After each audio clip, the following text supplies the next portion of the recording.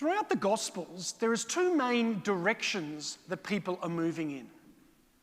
People are either moving in and around Galilee, following Jesus in the great works that Jesus was doing, the great teachings, the great healings that Jesus was doing in and around Galilee. Or people are moving towards Jerusalem. Jesus is heading towards Jerusalem. And the Christian community has understood that Jerusalem was sort of an image of the heavenly kingdom. Now, what's interesting in our gospel today is that on the day of the resurrection, Cleophas and his friend decide to get up and they go away from Jerusalem. They go away from the community. They go away from this symbol of the heavenly kingdom. And they're not heading towards Galilee, as the apostles are told later on. But they've got up and they've moved away from Jerusalem and not towards Galilee. It's interesting what's going on. The early church fathers have interpreted the name Emmaus, which is a Greek word meaning warm springs, have interpreted this place to be a place where things are starting to get hot. And some of the early church fathers write about how this place could be considered almost like an image of hell. Cleophas and his friend got up and they have left the community. They have left Jerusalem. They've left their friends. And they've created distance between them and Jesus Christ and the community. It starts off really quite a sad story. These two figures, Cleophas and his friend, have heard Mary Magdalene and others have gone to the tomb. They've found that the body's gone. Mary Magdalene says, I've experienced angels. Jesus is risen. And then she hears Peter and John. They go to the tomb and they come back. They say, well, we haven't found the body, but Jesus is gone. And Cleophas and his friend decide then, about lunchtime on the day of Easter, the day of the resurrection, they decide they've had enough. They've decided to turn their back on the community and to just get on with life, to walk away from what they had devoted themselves to for that period of time. It was dangerous for the apostles and many of the disciples. We see that at the cross. They scatter. Only a small handful are there. They're afraid. Things have got difficult.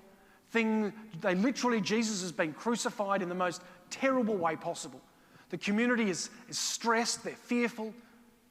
And Cleophas and his friends said, oh, we can't be part of this. We're going. And off they went. They went for a little walk. 7 miles, we're told. Quite a walk, really. They left about lunchtime and it was getting towards the evening by the time they get to Emmaus. On their journey, Jesus goes after them. And God does this with each and every one of us. Through our own sins, we create distance. We turn our back on our faith. We turn our back upon Jesus Christ. We turn our back at times on the community. And we don't just create isolation or distance because we're required to do that at this time. But they've done that in more an intentional way to say, I'm no longer with them. I'm not going to Jerusalem. I'm not going to Galilee. I'm just getting away from all of this.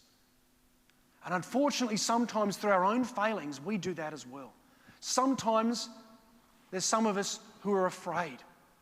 And we say it's too difficult to be a Catholic now. There are people who say, well, why would you be a Catholic? And then others say, well, I don't want to be a Catholic. I don't want to be a Christian.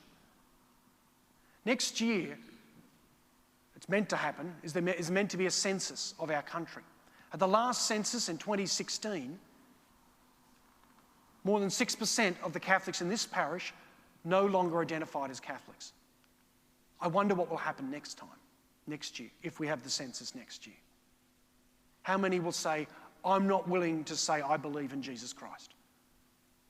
Because they're afraid or because it just means nothing to them. Cleophas and his friend, where our gospel starts is that they've created this distance. They don't want to believe in the resurrection, even though it's been proclaimed. And then Jesus goes after them. Jesus walks with them. They didn't realize it. Jesus starts to explain the scriptures to them, opens their eyes to the prophecies from the Old Testament about Jesus himself, about how the Son of God was to suffer and to die and would then rise from the dead. And then they get to Emmaus. They break bread together. And in breaking the bread, they recognize Jesus. And even though it was evening, they realize they're in the wrong place. They realize they were heading down the wrong path. And Jesus had gone after them. And so what do? Immediately, even though it was becoming evening, they get up and they walk 7 miles back. Probably 2.5 hours walking, maybe slightly more. They get up and they get themselves back to Jerusalem to be there with the community.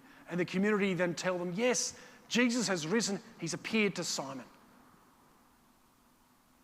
Sometimes in our lives, we can become afraid.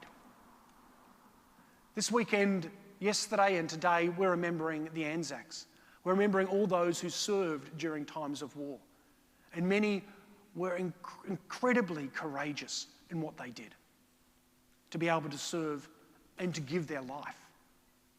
Amazing heroes. But there are other stories of other soldiers who were afraid. And I think all of us would be afraid as well.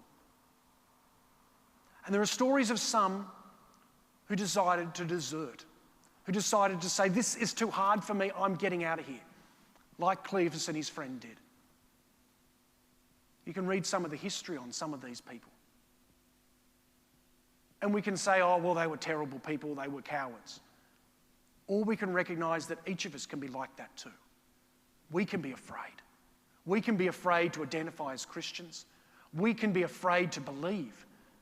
We can be afraid to stand up and to say, yes, I believe in Jesus Christ and I know it's a good thing. It brings joy to me and it brings joy to others.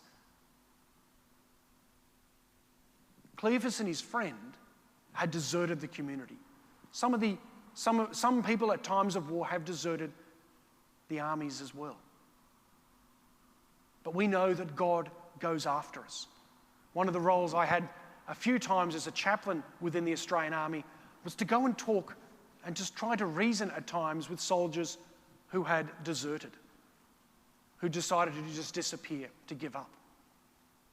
A part of the role of the chaplain is to give mercy. It's also to build dignity.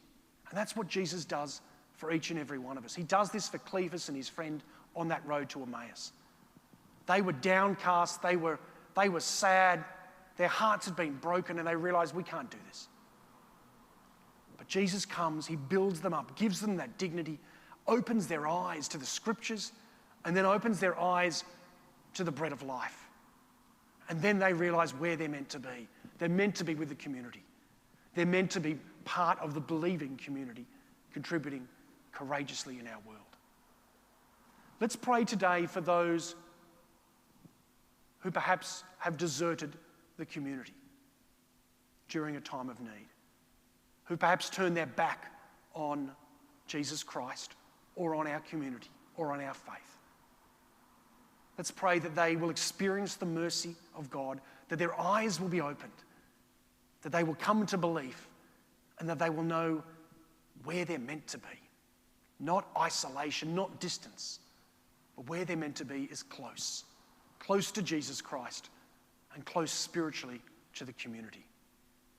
Let's today pray for all those who are struggling, but let's also remember and give praise to God for the courage of our Anzacs and all those others who stay close to Christ and stay close to the way of goodness and peace when the going is hard. That's the great heroes of our time, who've recognised Jesus Christ during difficult times and continue to live that way of love, of peace, and of goodness.